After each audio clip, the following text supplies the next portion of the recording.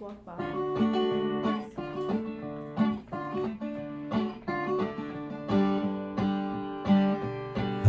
Hello and welcome to another edition of Storytelling on Orchard Street. I'm your host, Pete Salamita, and with me in the studio is SammCohen. Hi. SammCohen is a multimedia artist for the past 40 years and has done many visual art showcases, has played percussion in a punk band, and created some interesting art videos on her own and in collaboration with others. She's a photographer, sculptor, painter, but mostly she's a person with the soul of a poet. How's that sound? Sounds good to me. Welcome. Thank you. So, if you've heard my show before, you know that I like to. Well, you said you listened to a show, so. Yeah, I'd listen to I like to get to know the poet first, or the artist, or whatever the person might be, and talk a little bit about your background and kind of how you became the artist and poet and all-around cool person that you are. Thank you. Yeah. So, if I'm correct, you were raised in Queens? Uh-huh. Yep, I grew up in Woodhaven, which is a completely untrendy part of Queens. You know, weird. I think your mic is like jumping in and out. Is it too far? Can you hear me now? No, I think that's better. Sorry about that. No, it's okay. Do we need to start over? Is it okay? Nah, this is casual. We're good. We're good. Yo, we're good. Yeah. So what was your family life like? When I was a kid, Mm-hmm. I had a brother and two parents, so I'm lucky in that. My father worked in computers before computers were like the thing to work in, and my mother was a domestic engineer, Okay. meaning that she stayed at home with us. Got it. Everybody should have a fancy title, right? Yeah. And even after we were too old to really need that, she kind of just stayed at home with us. So, Okay. My brother was a genius. My father was. He was a older genius. or younger? Older. 3 years older. Okay.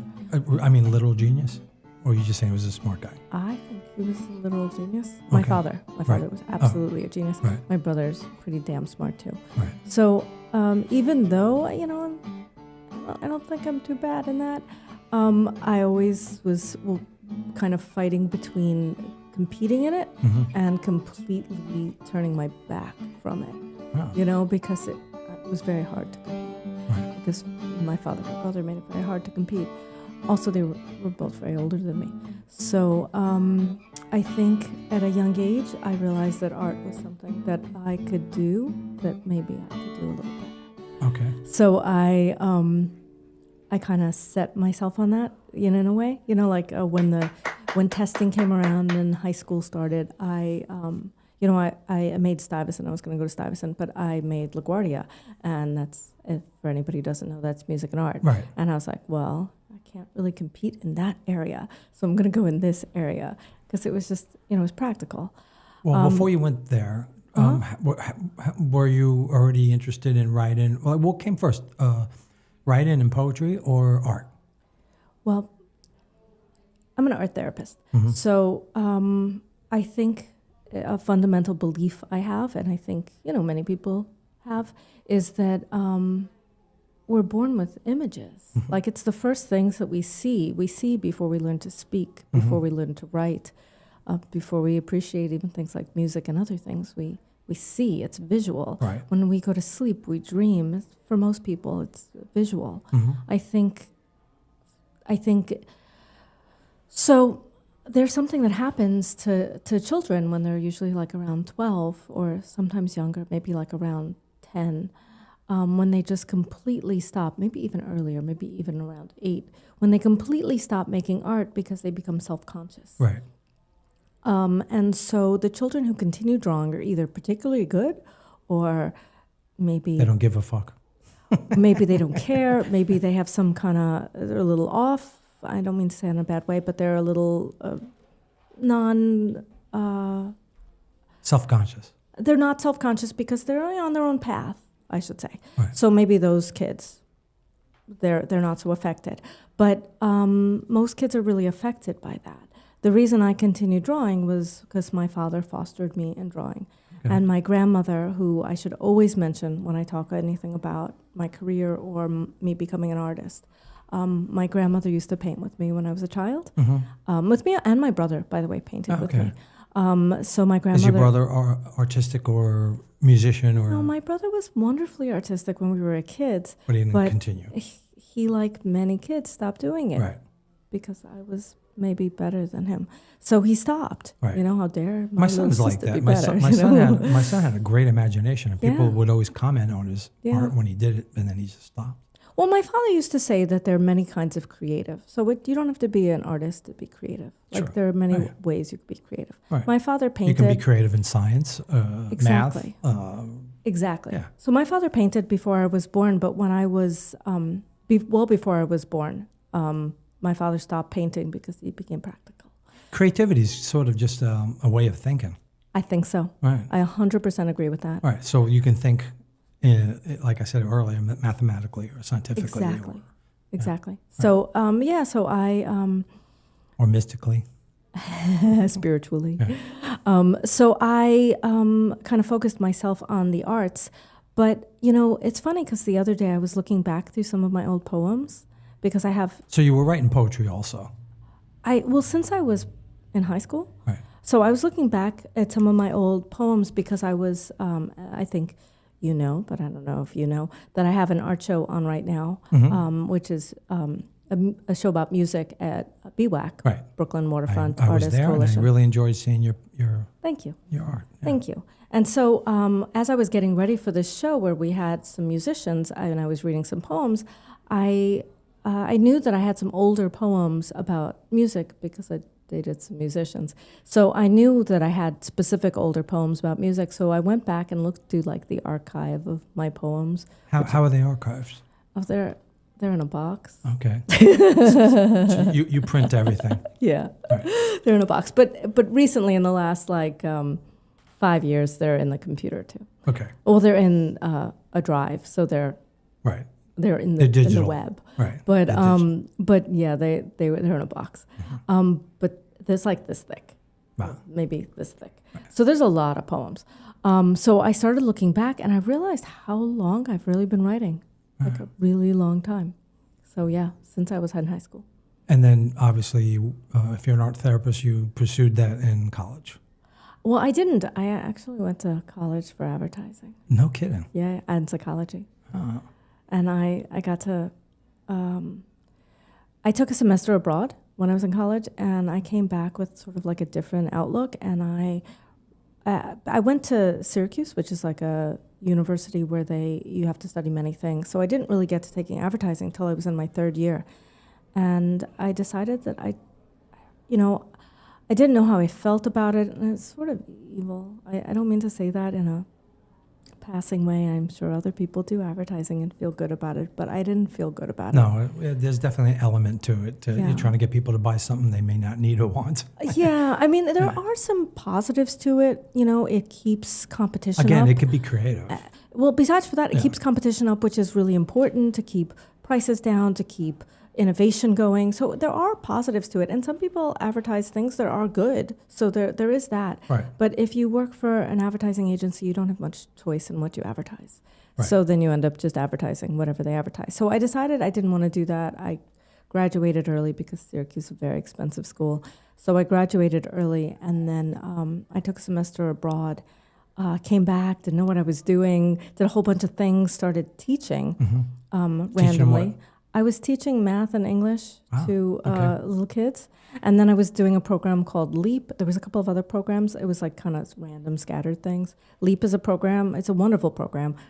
I hope they still have it, where you teach subjects through art. So you might teach math through art or history through art. Oh. Yeah, so I did all these other things. And then and then my father died. Oh. And then what year was this? I don't know. I'd have to really think about it. So you're in your 20s? I was in my 20s, yeah. Okay. I was early to mid-20s. I'm not going to ask you how old you are, but I have no idea how old you are. I can't tell. We'll keep it that way. Well, it's not polite to ask a woman how old she is. I'm a little younger than you. Well, I know that. I was wondering how much. Doesn't matter. Yeah. But you were in your 20s when your father died. Yes. No, I think I was, I don't want to give you a bad answer. That's I'm okay. not entirely sure. I think I was in my late 20s or early 30s. Okay. I can't remember Right. exactly. But I'm sorry.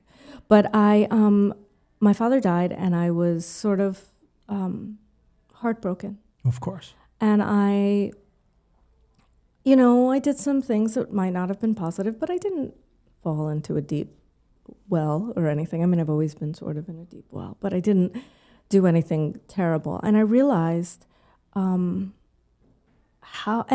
then one of my friends showed me this article from an art therapist who's actually wrote about her father passing, which I thought was That's fascinating. Right. And I realized in reading this article that I was using art as therapy. And I've always been using art as therapy. I think, don't we all use the arts and something like music? I mean, for me, I think music. people who make art, yeah.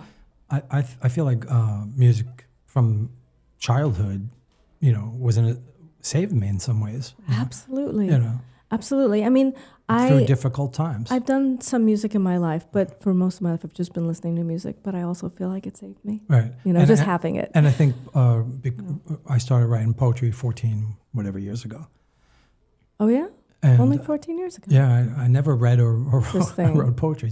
And I was going through a difficult time, a number of things all at once, and I just started writing just to get de-stress. Yeah. And then I realized I liked the it's beautiful. process. Yeah. I mean, I think, and I would say this for anyone, and this is why I do art therapy, that the process of making something, it doesn't have to be award-winning. Right. It's the process of making something that allows you to put your feelings into something that gives you a safe space. That goes back to what you said earlier, is that people are so self-conscious, and they don't realize they can get joy out of something that, like you want to pick up an instrument, or you want to try to draw or paint or write something.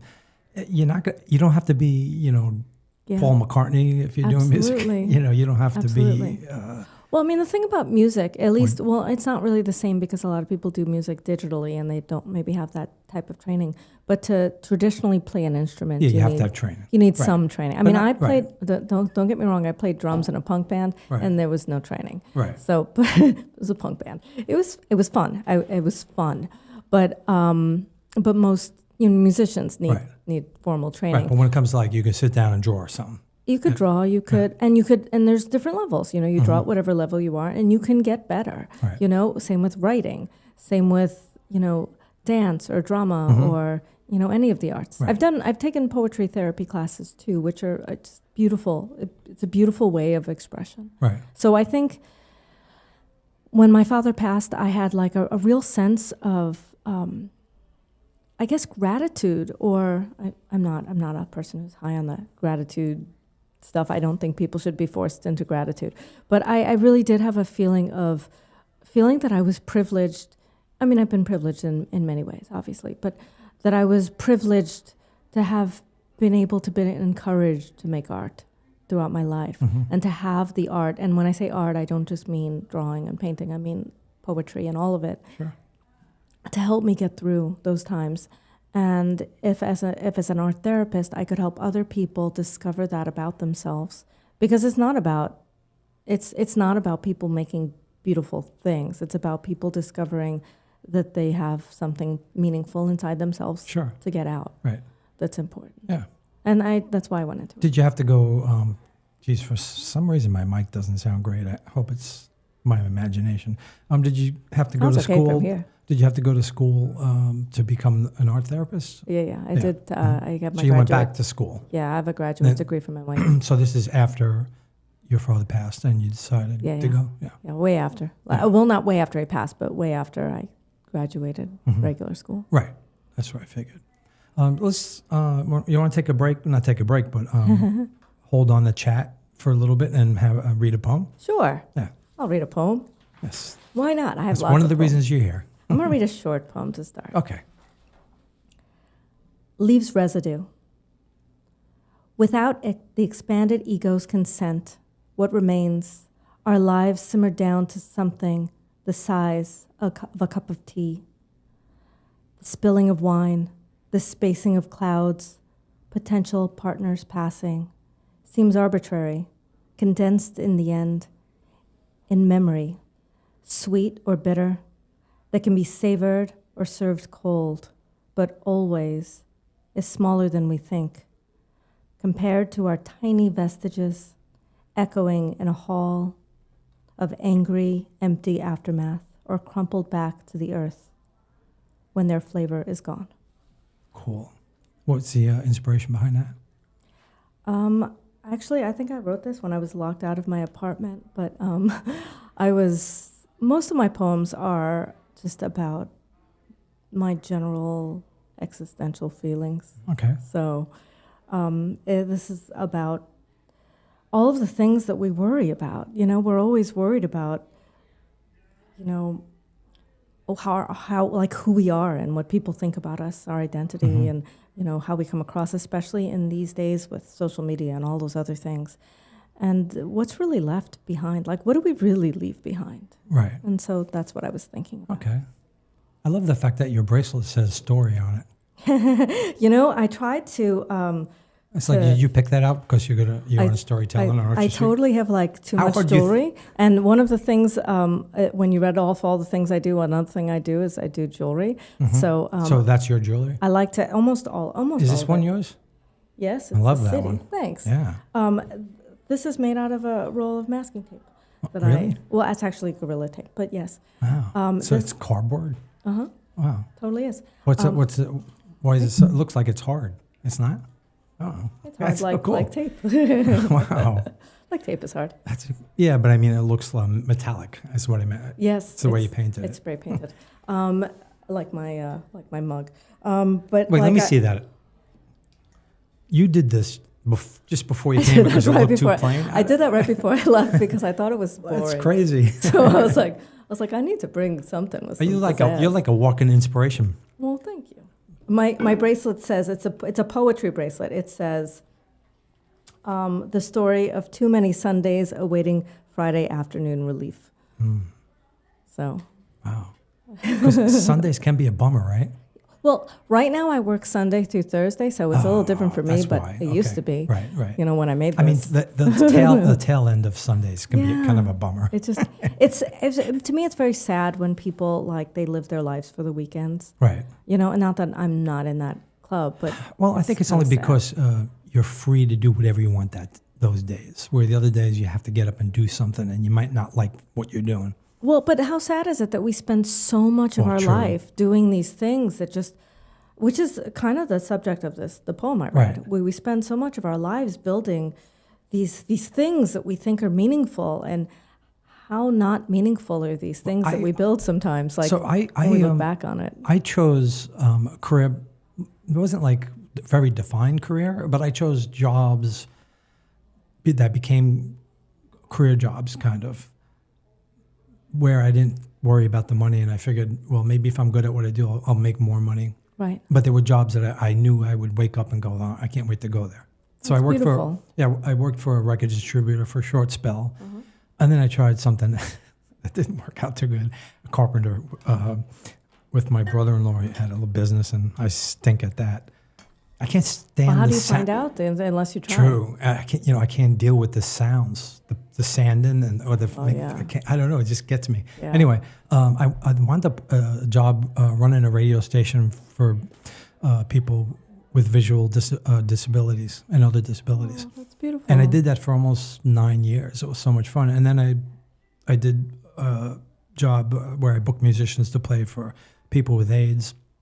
And then I was kind of a music therapist, but not formal. I didn't go to school for it. But especially when I was at that radio station. Well, a lot of people do music as therapy. It was music as therapy, not a music therapist, right? Yeah, because you need training to be a music therapist. Right, and you have goals for each session. Right. But music is also like art. It's like therapy. Yeah, and absolutely. People they can, and people in really bad situations, like when we did it for people with AIDS in hospitals, first of all, they were lonely because a lot of people were abandoned first, either because they were gay, or second, because they were HIV or they were outcasts. Right. Yeah. So they were abandoned. So any kind of human contact was great, but music, man, it really can soothe you. I agree. Heal your your soul, Yeah. Before I worked where I work now, I worked at Rikers, the jail, and I was an art therapist there. And what was that like? You can't run over that. It was rough, Right. but beautiful. Right. Because I've seen some great stories of like that can change an inmate's life. Something like I'd that. like to think that I did things that had positive impact. I really would. I remember. Well, let me first tell you, I worked with a very talented music therapist who, and I got to see firsthand him working with people with music. And sometimes they'd be making music, sometimes they'd be sitting around just sort of like singing. Right. Sometimes they would use the computerish type things to make music. Sometimes they would just be talking about music. But how people light up when you talk about something that they feel good about and you validate it, which is the same for art therapy and everything. Like I didn't do music therapy. I'm not. That's not my it's a whole nother skill set. discipline. But I would, even just bringing in music that someone requested means something. It means I respect them. It means I care for them. Right. It means, I would draw boundaries. I didn't bring in everything. But as long as it was respectful, I'd bring it in. Right. And it made them feel human. And I remember once, actually more than once, had someone say to me, this is the only time of the day that I feel respected is when you're here, Sam. Right. Or this was at Rikers. This is the only time I feel good during the day. Well, which when it led wasn't to me being Rikers, late there all the time other, because I was like, well, I'm doing something important. Outside of Rikers, what were the other situations for art therapy? Where else did I work? Well, yeah, because you could be working with people with disabilities. Oh, where do art therapists work? Yeah. Is that what you're asking? Well, I mean, I work at a homeless shelter now. Okay. I worked before that in different kind of independent living type shelters, and I worked in a substance abuse program, and various things like that. I've always worked with adults, mostly men for whatever reason. You kind of get pigeonholed into something, because there's a lot of art therapists out there, and not as many jobs, and we're not as respected, unfortunately. A lot of people think I majored in coloring or something. Right. Because we're not as respected, and there's so few jobs for so many people, I sort of can't leave the adult male population. That's sort of what I do. Right. But you can work in hospitals. You can work. Right. That's what I meant. I mean, there's a lot of ways to be an art therapist. And you can work in hospitals with people with mental health. You can Right. work in hospitals with people with physical health issues. You can work. But you personally, I mean, that's what I was just saying. Oh, me personally. Yeah. I've actually worked. I worked in tuberculosis unit when I was. First coming, I think it was interning. I would intern at a tuberculosis unit. I worked with adolescents in a hospital setting. I worked with little kids at one point too. Right. And before I did this, I worked with kids also. But there's a lot of art therapy with kids. People sometimes work with like the blind or the deaf. You can work with people who are going through trauma. Some people do.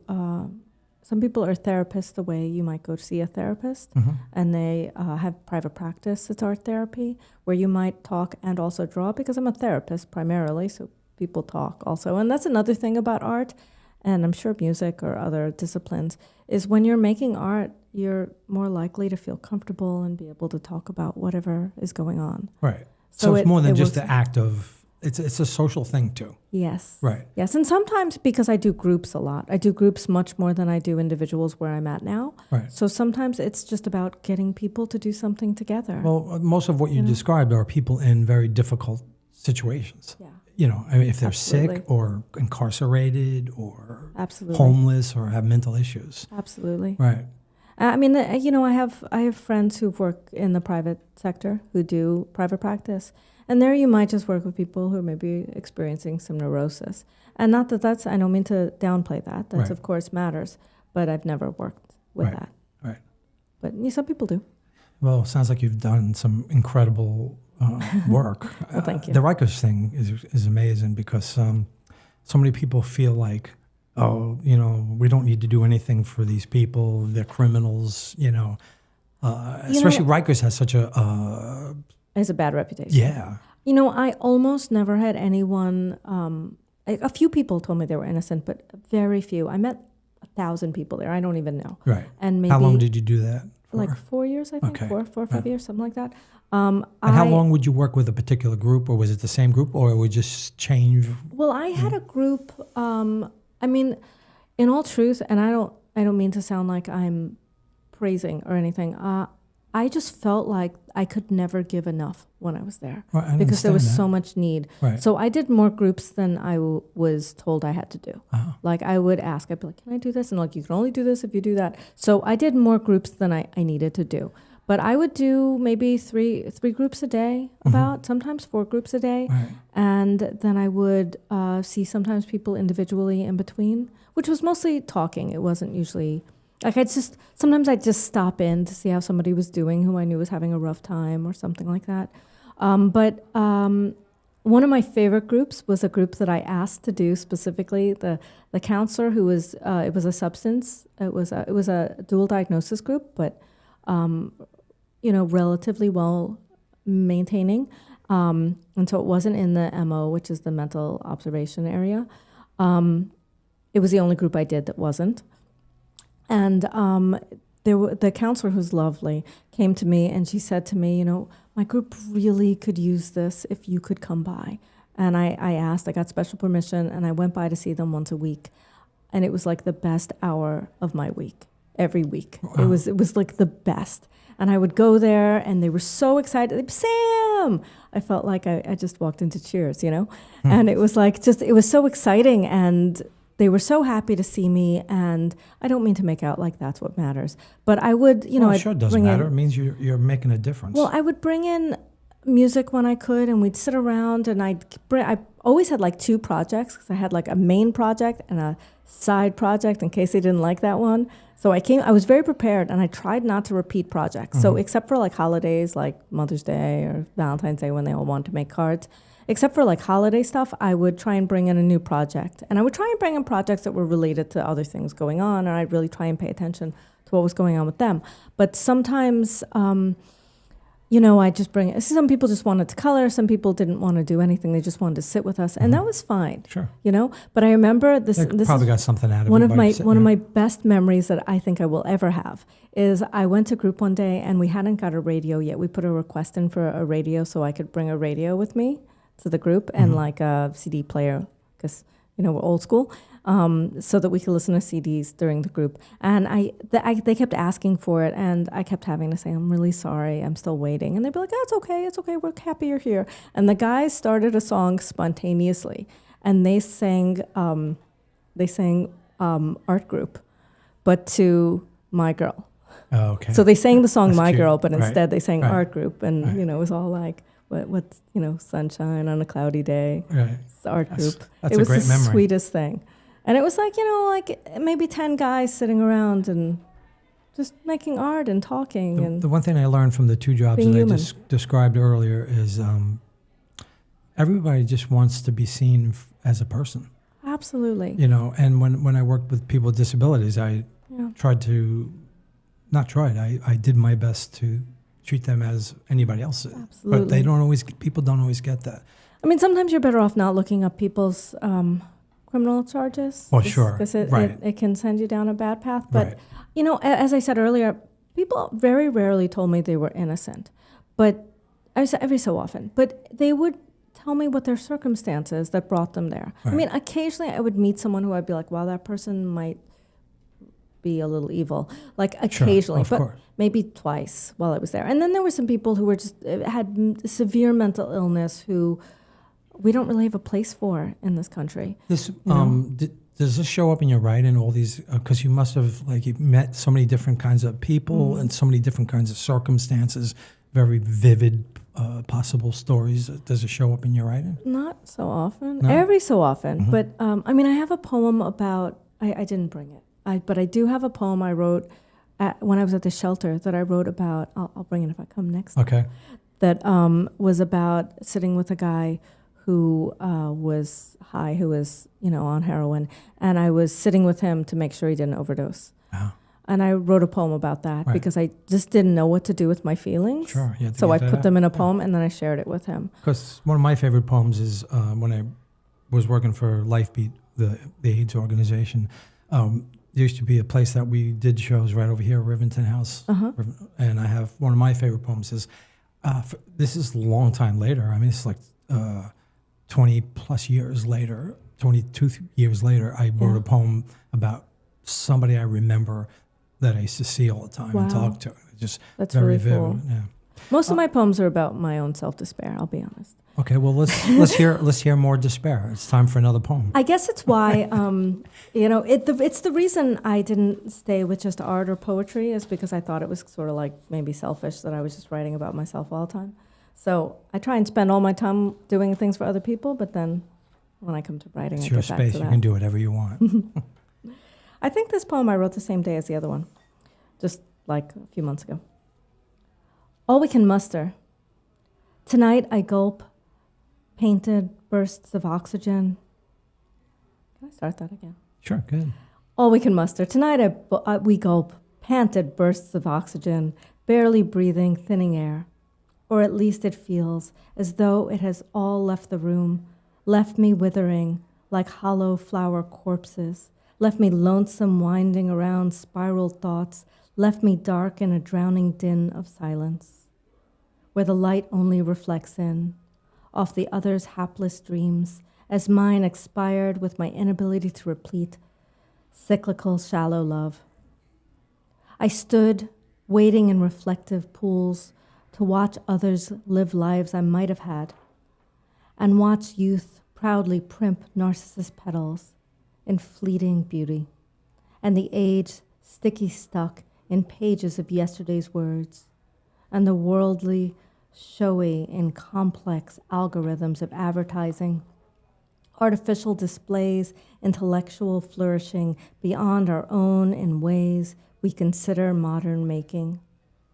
We are so evolved that we can compartmentalize pain and any other unpredicted, unappreciated perception, and monetize its murky memory, avoiding these moments of seen sadness with all we can muster. We don't notice. I can't notice any more of this. Too busy trying just to breathe. What was the inspiration for that one? Oh, it's always my own existential crisis. Wow. or what's going on in the world also. Was it something specific? Or maybe you don't remember. I think a lot. All right. I think. Is that your existential crisis? Is you think too much? You take too much of the world in? Well, that is probably part of who I am. Mm-hmm. But I think, aren't we all? When we can stop pretending, aren't we all going through an existential crisis? Oh, I know I am. Don't all of us not know what'll happen next? So I have no proof of this, but I believe I'm an empath because sometimes, like if I go to a hospital and visit somebody who's sick, I'm gonna feel like I'm like it's like it deeply affects me, especially if there's something like, they're tied with tubes or something, Yeah. Or if I hear people's stories that something rough they're going through, I feel it really deeply. So that's why poetry's good for me, because I can get that out into stories. But is it hard for you to read stories without breaking down? I'll tell you that a lot of times when I'm on stage, because I write other people's stories, but there might be bits of pieces of me in the stories. Yeah. But a lot of what I write, not everything. I have some that are kind of funny or different, but a lot of them are kind of like an empathetic view of humanity in a certain situation. Right. It could be somebody with mental illness or homeless or from domestic abuse. I don't sit down to purposely say, I'm going to write something about domestic abuse. It just kind of comes out. Yeah. Right? I hear when you do your stories, you kind of put yourself in someone else's shoes a lot. It's sometimes to the point where, like when I'm done performing, because maybe you feel this anyway, it's like exhausting because I'm going through the emotions, and sometimes I start shaking. I feel what I'm reading, not on purpose. It just happens. Yeah, it's intense. I get that. Right. All of my poems. It's funny. I do a poetry group. Maybe I mentioned I do a poetry group with a small group of 5 or 6 people. They're lovely. I was invited by Olivia Wu, who is a very talented poet. This is online, in person? We do it on Zoom once a week. Right. And so it's encouraged me to write a poem every week. Right. That's the point. You come with a new poem I every come with time. a new poem just about every time. And sometimes I'll use an older poem, but almost every time. Right. I've Gives you been reason to disciplining write myself something, to write a poem every week. Right. And there's a very talented group of women and a man. And It's really lovely. And sometimes they do poems where they will put themselves in the place of someone, or they'll write like sort of a fictional piece about something. But all my poems are about me. Right. Even if I'm writing, like I wrote a poem not that long ago, I caught a mouse in my house. And I tried to catch him in a humane trap, but I had put a bunch of traps out. And so I caught a few in a humane trap and I let them go. But I also caught a few. Where'd you let him go? You have to, I walked away. So, okay. But I also caught a few and I in a zap trap. And I felt real bad about it. So I wrote a poem about like how the mouse must look at us. So sometimes I'll do that, but it's still about me. Right. So Sure. my poems are all about me. They're very real right. about me, about how I'm feeling. A lot of times I don't know where my poems come from. Yeah. Do you sit down and say, I'm going to write a poem? Or like me, it's not like that usually. It's just something comes up and I write it down and it might turn into a poem. Well, sometimes because I've been doing this group, I'll sit down and I'll write a poem. But sometimes there's been a few times in the last 6 months when I've woken up in the middle of the night and just written stuff down. I didn't bring any of those. They're actually much sadder than the ones I read. But I'll write a poem in the middle of the night. We get sadder later at night and when we're sleeping. I do. You do.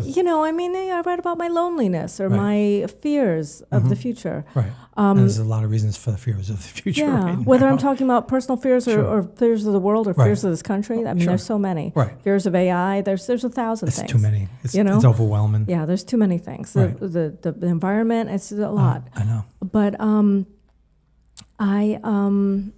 and sometimes I'll write because something happened. Right. I have a lot of sad love poems. I only brought one, but I brought one that I like a lot. Okay. And then so sometimes I'll write just because I need to write that out. I understand that. And then sometimes I sit down and I say I'm going to write something, or I'll hear something and I'll be like, and I'll write it down and I'll think about it later. Right. I do that. I did that today. I got inspired to write something. And it's about a woman who worked for Doctors Without Borders in Gaza. Oh, wow. She was Palestinian. Right. And the pain of all that she saw was so overwhelming she couldn't cry. Oh. And she needed to. So there's a poem in that. Right. At some point I started writing it. Yeah. So interesting, earlier you said when you first came here that you didn't want to read something that I heard, or you like to read, if you go reading with the same group of people, like to read things they might not have heard. But it's interesting because I do the same thing, and I try. It's possible I might repeat. I do repeat sometimes, especially when I do it with the music, because the music's fun. Yeah, and we have 30 plus pieces, but I still, I will pick and choose which ones get repeated. I have hundreds of poems, so it's not that hard. But you know what? Maybe it's not the worst thing because somebody might not. It's hard to when you're sitting there listening to somebody read. Yeah. It's not like reading it on paper where you can like go back over it. Oh, you could try to.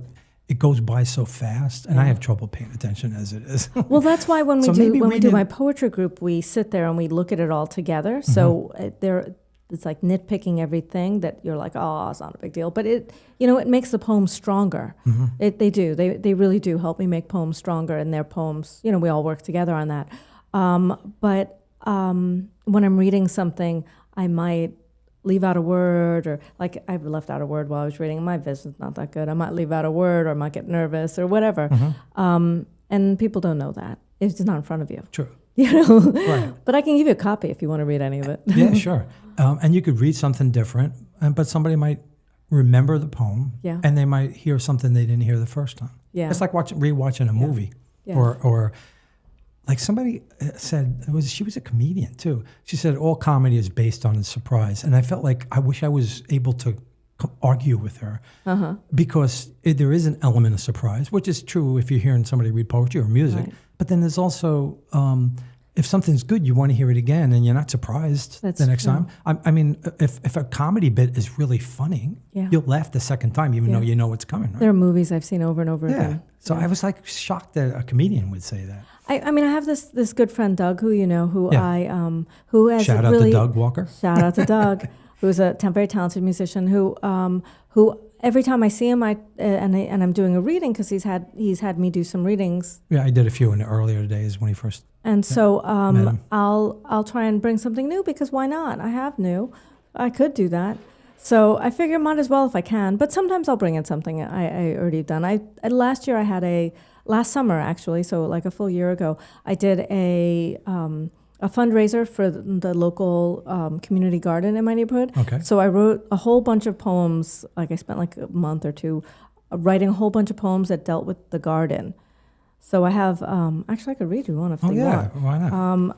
That dealt with the garden. You have to just read that, and you have to read the sad love poem. Oh, I would love to. Okay. Are we running out of time? No, we have time for certainly have time for those, and I usually read one as well. Because I still have a bunch of poems.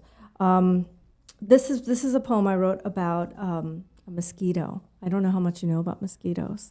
I don't know. I'm not an expert, but they're really interesting. I read a lot about mosquitoes. They're And the how, deadliest animal on the planet. I mean, they die after they But they feed off of you. You but, know that, right? They're the deadliest animal. Oh, because they carry disease. Yeah. But you know when they take the blood to give to their young. That's what they use the blood for. Right. So it's not like it's for a good purpose. Right. I don't like mosquitoes either. Universally sanguivorous, blood meal, like a vampiress, you distract, caped in a shimmering green gown of reflective scales, reflecting good and evil simplified. Yet your intentions are adaptive, survival strokes, instinctually inconsiderate. Your proboscis punctures, pumping vessels, probing patiently while avoiding the splat. Tiny thieves stealing an overwealth of protection for potential babies, Robin Hooding what your eggs require. In some cultures, that is called selflessness, and caring for offspring is considered the highest worth. My culture swats each other ceaselessly with destructive influence, slaughtering themselves and others sometimes for sport or greed, while you only take enough and dart away from danger. Danger we overshare with all the small virtuous, conscious only of our most viable motivations, and you, who passes my mind usually as just a small annoyance, leaves your stinging saliva in my skin to remind me that we are not so different after all. Wow, you brought humanity to mosquito bites. I don't know, I thought it was kind of fun, you know? It is. I like that a lot.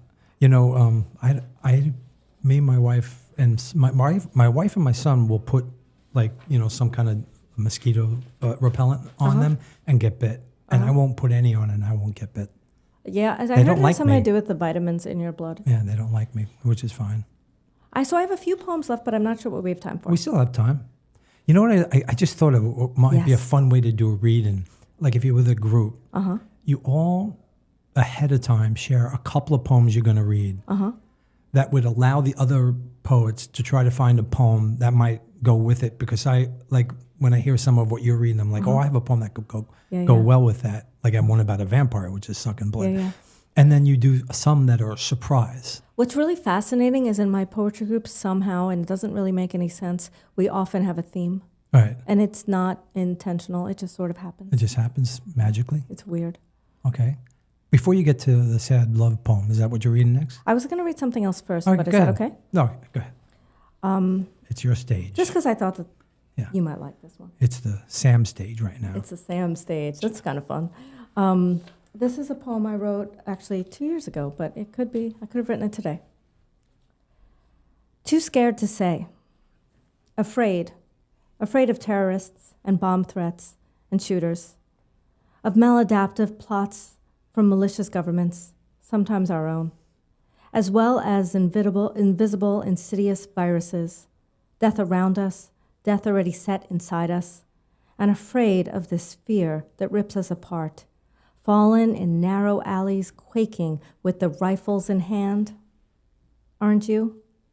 Afraid of the heavens beaming out warming rays of cancer and toxic rainstorms, and now the regularity of tempest seas, monstrous fires, and the smoke that's left shrouding, burning existence, left lifeless fossils, afraid of the destruction we are causing that seems as always to be expanding, hydrofluorocarbons, diabosanone, polyparaben, carcinogenic, benzene, gases all around us, inherent and manipulated dangers, things that we see in the skies, alien or alien, fear of all we don't know, and maybe hidden plots by secret councils.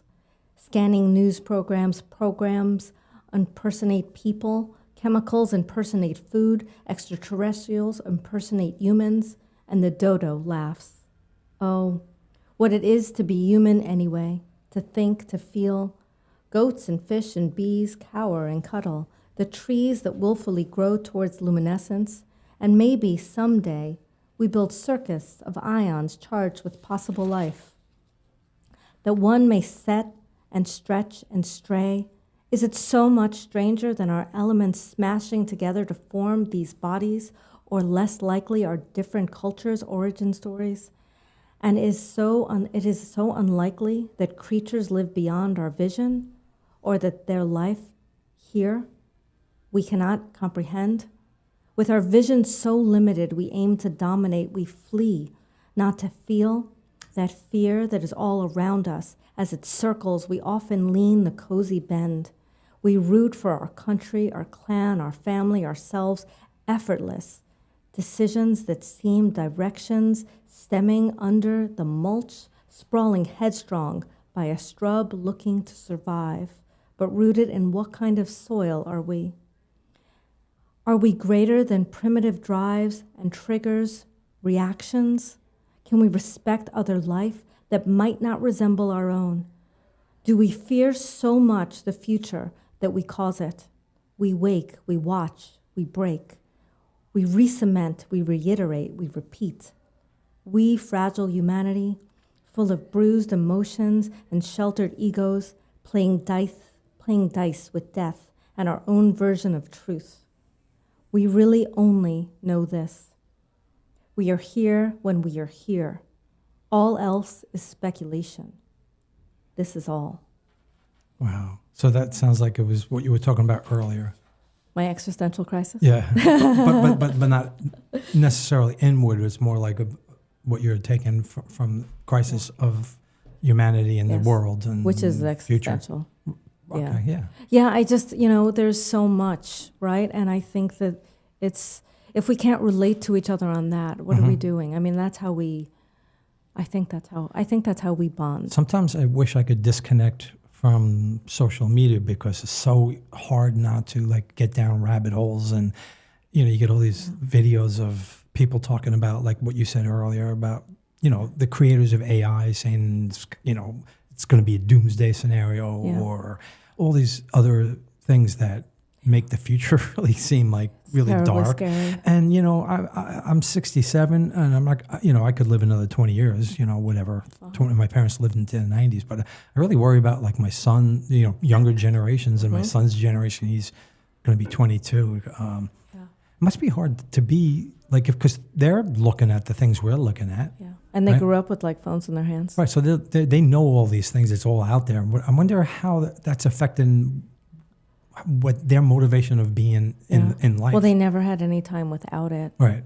So they grew up with this, and they, I saw this really angry Gen X person talking about something earlier today, and I'm like, but they never grew up without it. They don't know. Well, it's not just, I'm not talking about the technology as much as it's right now the technology is leading to us to hear all these things. Yeah. When my son first got the technology, it seems like 10 years ago, when you would go online, it was more playful or more. It didn't seem as gloom and doom as it is now. That's been ratcheted. Yeah, it's true. Do you think that? It seems like when I first got on social media, it was people's pictures of puppies and people talking about what they were doing, and not that doesn't still exist, but it's I'm sort really of heavy. I'm sort of on the darker side of things generally, so. Which I can relate to because I don't know if I am, but I've been told my poetry's dark or too intense not too intense, but intense, but not too intense. When I first started doing it, somebody asked me if I was okay. Really? It was a Facebook friend because I posted my poems. I mean, it's good because then they're listening, right? Yeah. I think that there's a lot of dystopian nightmare. For example, I like dystopian movies and books, but unfortunately, I feel like we're living closer to that all the time. It really does feel that way. Yeah. So I usually read one. I'm going to read one, and then maybe you could do something You have anything that's on the lighter side? Well, I could read you that love poem, which isn't as heavy, but Okay, it's read still a it. love Read poem. it after I read this, because Yeah? after this we'll need something We'll need something light. lighter. It's called "Free as a Bird." Uh-huh. I was committed after a battle royale. It was a long and winding road and not so easy to navigate because I had burned bridges of family and friends and workplaces too. I don't think I'm crazy, at least that's what I tell myself, but it's hard to think straight when you're constantly arguing with yourself. My wife gave up first, said it was a hot mess of a mistake she didn't have time to fix, and it was easier to just walk away. So there I was alone with the rent due. I didn't have the dough. I slept on a couch or two until the welcome wore out and the streets became my home. A bench in the park, a box under an overpass, a hotel doorway, an alleyway, a train at night. I shared a bottle or two, smoked weed with the gang until the turf war was ended by a slash of a face. So here I am, surrounded by white walls, fluorescent lights swinging, windows with bars, a cup filled with pills, followed by a swig of juice. Regimen dictated by a doctor and a nurse too. It's in your best interest. You'll see, you'll soon be your old self, free as a bird to do what you please. So just do what we say and follow the rules, and you'll soon be on your way, and an upstanding part of society, and quite civilized too. Thank you. Powerful. Thanks. Powerful. I could see why somebody would ask if you're okay if they think it's about you. Right. You know? Right. And I don't know what's about me in these things. You know, there's probably some things. You know, sometimes you just get a feeling, and you said that you have an existential crisis. Yeah, sometimes I just get in these places and it's kind of dark, and my way out is to tell a story, that might not be told normally.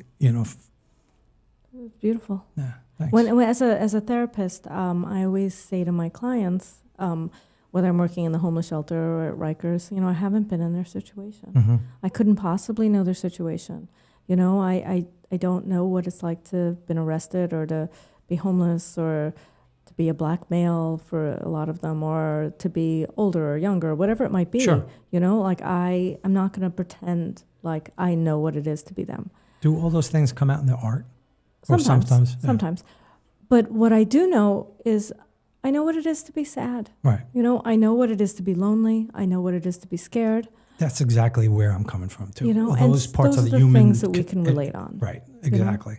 And I think that that's important. I think when I first started writing, it was a lot of that. There was a lot of me, and I was like, okay, I like the process. I don't want to just be talking about myself all the time. Yeah. And I started thinking about what other people are going through. Yeah. So So sometimes I'll write poems like that last one, which is sort of what I'm going through, but really sort of what I think a lot of people are going through. Sure. And then sometimes I write things that are more personal, and this one is pretty personal. I don't think I've shared it before, except for in my poetry group. Sandglass. I read somewhere that we should each try to love something that cannot love us back. Love it purely for the knowledge of our temporary time with whatever it is. Love it as if knowing tomorrow was certain would break the seeming sorcery entangling us. Love it pressing purely on the power swelling in our chest when it's there.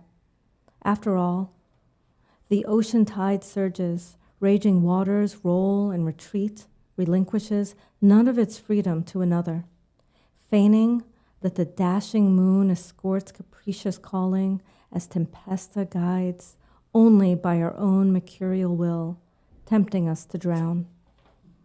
But in the beauty remaining, in every whirling wave, I need to find something to love, like fragile seafoam bubbles tickling skin before they disappear, like moaning margay's sweltering opulent under the sun drench, like fragrant fuchsia florets that seem to exist only to be seen, with no future. I need to be able to devote disconnected. Even on uncertain sandstone beaches, as if stepping into the edge of a mountain is accepted, natural, simply because the danger calls the dune's enigma alluring. Pucker to the time of flirty fulfillment, bursts of wet wizardry erupt. is as short as showers in May and as magical, temperamental and transitory. No amount of planning can transform. And maybe that is our folklore, the only way I can truly accept what we had as love. Wow. So in the beginning, you're kind of talking about, if I have this correct, if you bring love out, it'll come back? Well, what this poem is really about is how things are transitory, and if I can accept this person I wrote this poem about, that they loved me when they loved me, Right. even though they don't love me anymore. Right. If I can accept that, then maybe I can accept that they loved me. Right. So, Which in a way is a gift, even though it was a gift taken away from you. if you can figure out how to make it a gift, and that's Right. that's what this poem is about. It's Right. about, can I accept something as love, even if it doesn't last. How long was it? How long did it last? This particular one? Yeah. 5 or 6 years. Well, on that's a and long off. time. Yeah. That's a hard. Yeah. I mean, this could be its own story, so I don't want to get into that. no. But yeah, I think this is maybe something others can relate to. Yeah, of course. The idea of, if I don't know, I think love is its own topic. We could probably talk about that for a few more Right. hours. Right. And it could be love in different forms, not just. Absolutely. Right. I mean, this is romantic love, but Right. absolutely. I mean, I write a lot of poems about loneliness or the sacrifices people make or Right. things like that. But Sure. and I think I try and write poems that can be seen as more universal, so they're not about my specific issue. Right. But I do have some that are more specific. But I think that it's part of that existential questioning, what's real? I have a personal question to ask you. Okay. Do you ever leave your house in sweatpants and a t-shirt? Every time I see you look completely different. But it's like, and I saw you once where I saw you in two different. I did a costume change. You did a costume change last Saturday at your show. I did do a costume change because we were going to a concert. I get it, but and I thought I would be two cold. different looks.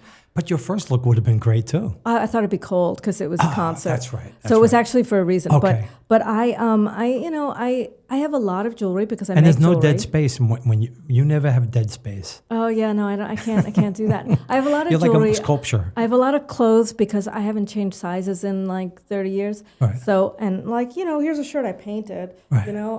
I figured I'd be the You're artist. a moving art piece. I wanted to be the artist. My earrings, they have words on them. My necklace has Well, words. it's quite evident that So you're an artist. I was doing the whole art thing, So yeah, I don't often leave the house in sweatpants and a t-shirt. I don't even know if I own sweatpants. I bet I'll never see you like that. Well, I mean, somebody once said to me not terribly long ago, "What are you holding your clothes for?"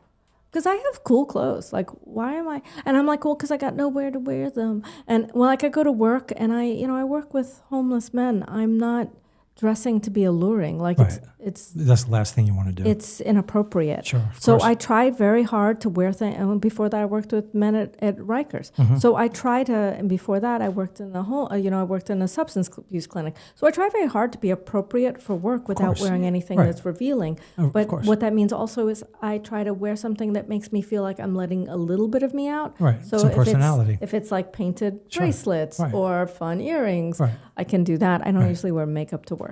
So I try and You got style, and you're telling a story by just being dressed a certain way. Because what am I holding it for? True. So have we? It's almost the time to end this fantastic and enjoyable This conversation. has been so fun. Yeah. Is there anything like we didn't talk about that's important to you, or? Well, there's lots of things that are important to me. But I guess when I talk about my life, I talk about, I worry about the state of the world. I worry about people stuff. I also worry about the environment stuff, which Yeah, I think do a lot all of that. people. It's tiring. Yeah, a lot of people are like, I don't have time to worry about the environment. It's like, it's your privilege that allows you to worry about the environment. I'm like, well, we all have to worry about the environment. Stuff like that we could always talk about. But me personally, I have a show at BWAC right now. So Right. the next 2 weekends, try and show up if you can. It's beautiful.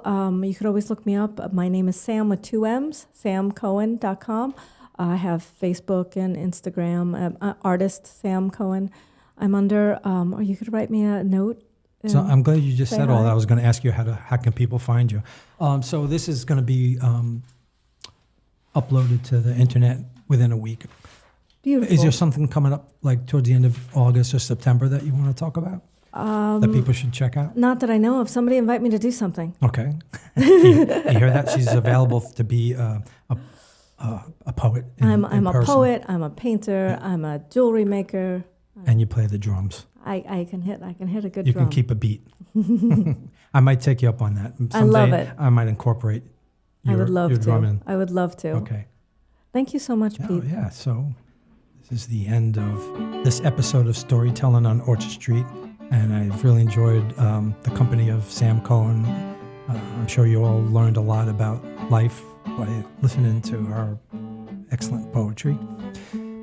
I just think any chance you can have to make art is important. I totally agree. So you've been listening, like I said, Storytelling on Orchard Street. It's the podcast studio at P&T Knitwear Bookstore, 180 Orchard Street, which I forgot to say in the beginning. It's a great bookstore. They have all kinds of excellent books and genres of books that you can peruse. There's a cafe that has great drinks and snacks, and there's a lot of events here, so check it out. And again, Sam, thank you so much, and I always look forward to hearing you read your poetry. Thanks. Thank you. And goodbye, everybody.